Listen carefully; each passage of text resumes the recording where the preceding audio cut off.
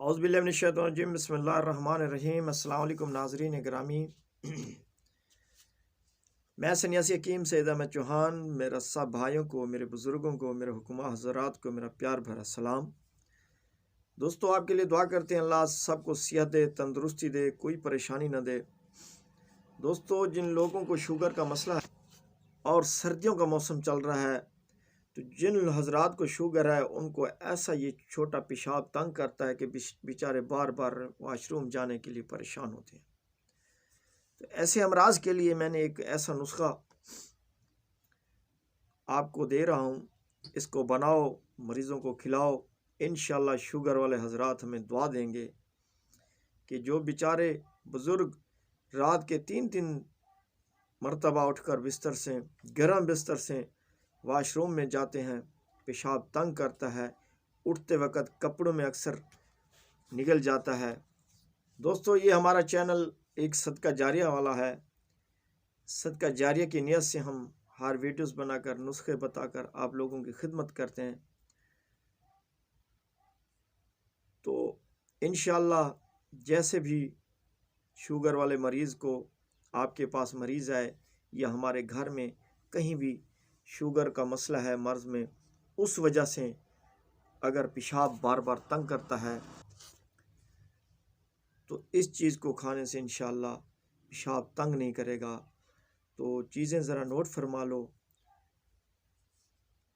سب سے پہلے آپ نے لینا ہے تال مکھانا۔ تال مکھانے کے 2-3 قسمیں ہوتی ہیں۔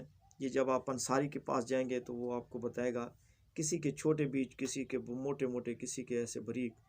تو جو صاف ستھرا اور موٹے بیج ہوں، کچرے والے نہ ہوں، وہ آپ نے لے لینا ہے 50 گرام۔ سمندر سوپ، یہ بھی ایک باریک بیج ہوتے ہیں، یہ بھی آپ لے لیں 50 گرام۔ تیسرے نمبر پہ آپ نے تج لینا ہے، یہ بھی آپ نے 50 گرام لینا ہے۔ یہ اب 3 چیزیں آپ کے پاس 150 گرام ہو گئی۔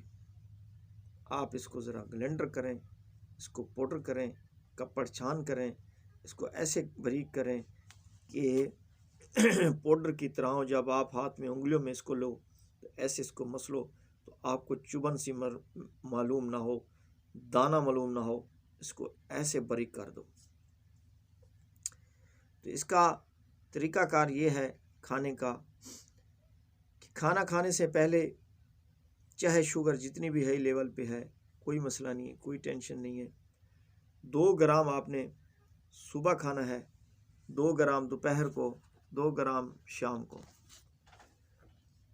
تو دوستو، یہ 2 گرام کی خوراک انشاءاللہ العزیز شوگر والے حضرات جن کو پیشاب تنگ کرتا ہے ان کو کھلاؤ گے، پہلی خوراک شفا ہوگی۔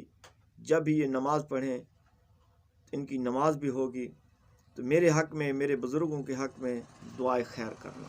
میں بھی آپ کے لیے دعا کرتا ہوں، اللہ سب کو صحت دے، کسی کا محتاج نہ کرے۔ نیکسٹ ویڈیو میں ملیں گے، تب تک اللہ حافظ۔